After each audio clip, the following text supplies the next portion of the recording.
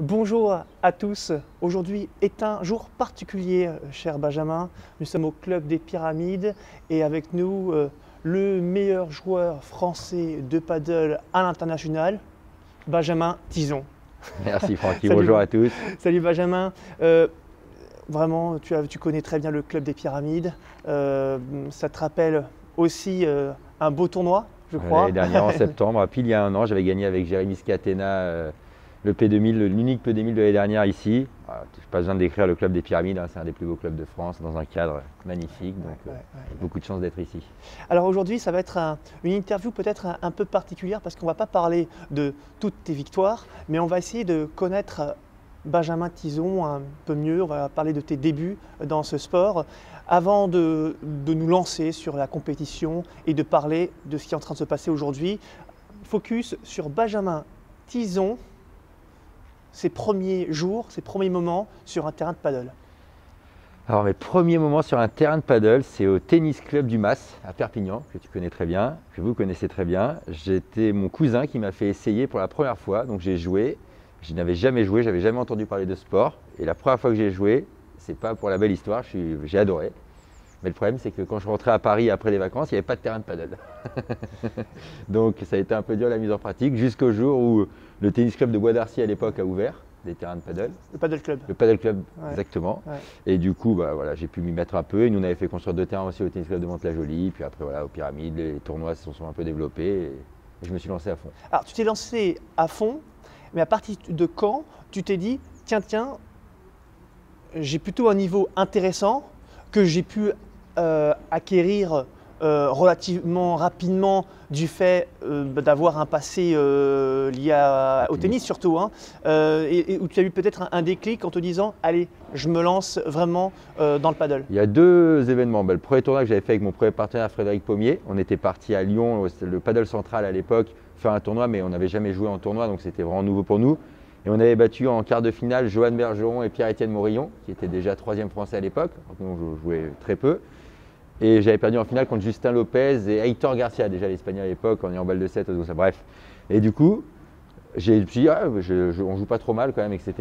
Et puis après, la deuxième chose qui a vraiment fait changer et que je me suis dit que j'avais un petit truc et que c'était un sport qui me plaisait vraiment, c'est quand j'ai commencé avec Adrien Maigret à Perpignan, le premier P1000, la semaine après les championnats de France de Valenciennes, où on bat notamment José Luis Salines qui ne perdait jamais en France et Maxime Moreau et son partenaire espagnol à l'époque, je ne sais plus le nom. Et je me suis dit, bon voilà, et on a enchaîné avec Adrien, on a officialisé, on a gagné 4-5 tournois très rapidement et puis l'aventure a commencé et est partie. Quand tu es arrivé dans l'univers du paddle, on s'est dit, tiens, un gaucher. Il y en a relativement peu, hein. En France d'ailleurs, il y en a relativement peu tout court dans le paddle. Et les quelques-uns que nous avons se font remarquer, hein. Alors je pense à Mathieu Lapouche quand même, qui a été l'un des autres gauchers qui s'est fait remarquer et qui a été d'ailleurs en équipe de France aussi. Est-ce que le fait d'être gaucher, ça a été un atout pour finalement gravir les échelons rapidement ?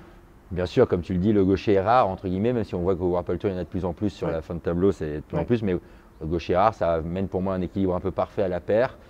Donc voilà, c'est très complémentaire. Et bien sûr, je pense que le fait que je sois gaucher a aidé à me faire un petit peu remarquer, plus avec ma technique un peu bizarre et mon jeu un peu atypique. Voilà, on va dire que j'ai pu me faire remarquer un peu plus vite.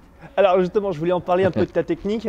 Tu le sais, hein, sur les réseaux sociaux, parfois ça s'enflamme. On dit mais c'est pas possible. Vous êtes sûr, bien sûr que c'est le numéro 1 français. Vous avez vu son style particulier.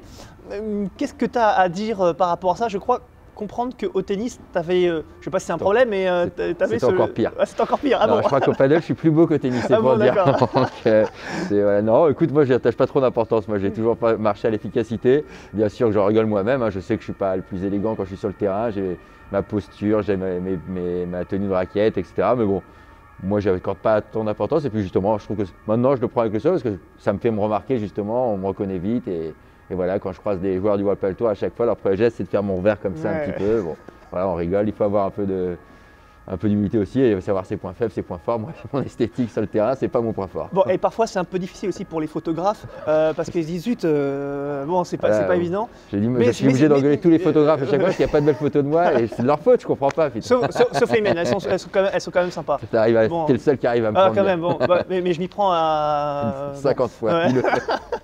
Non, j'ai des belles grimaces, ouais. C'est dur. C'est ton style, c'est ton style.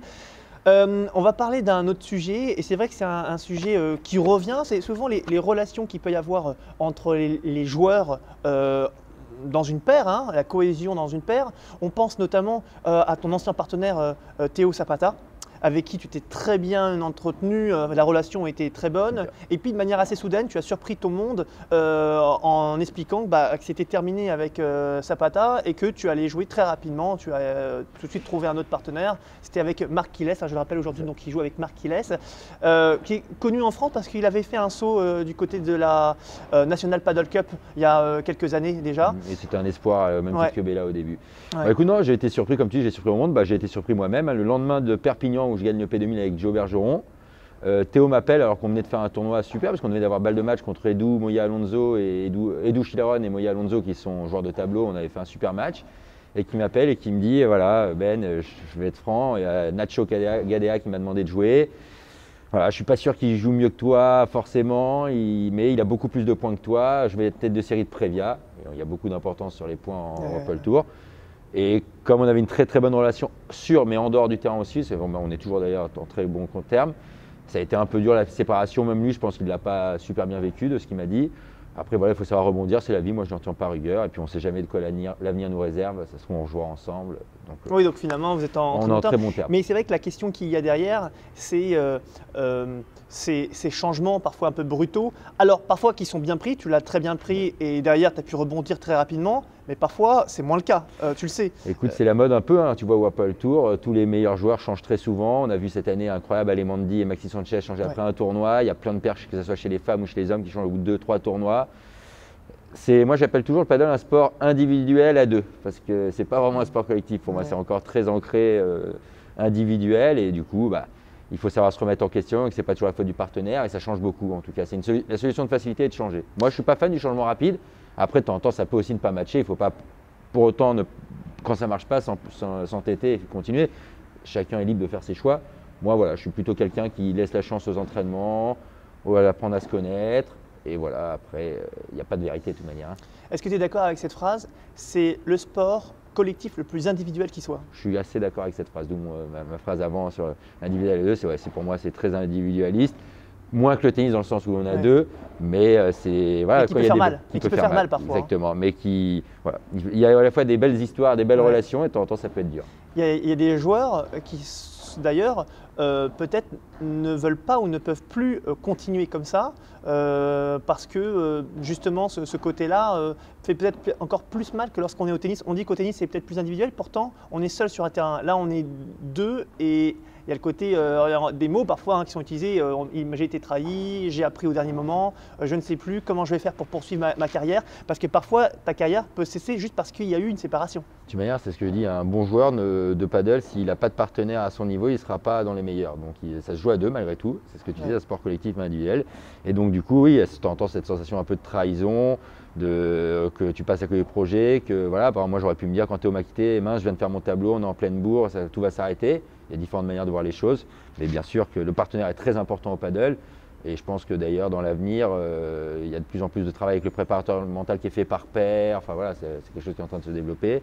Et je pense que voilà, c'est là où encore le paddle va continuer à se développer. Et les stratégies de pair vont continuer, je pense, à se travailler. Et on voit des exemples quand même par exemple Galan Lebron qui n'ont pas toujours une symbiose sur le terrain, parce qu'on peut voir que Lebron est un peu dur sur le terrain.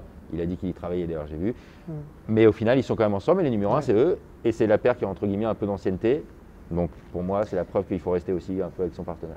Juste pour revenir sur Théo Zapata, on nous a fait la remarque il y a quelques jours. On disait, Benjamin Tison, il va rattraper en réalité Théo Zapata peut-être prochainement. Et alors je me suis amusé du coup à aller faire un saut sur les différents classements. Et en effet, tu as atteint, on le sait, le top 80, tu es 76 parce que 73, ça n'arrête pas de changer, chaque semaine ça évolue. Et du coup, tu te rapproches un peu de Théo Zapata, tu te rapproches aussi de Ignacio Gadea, qui sont dans le top 60. 64, je crois.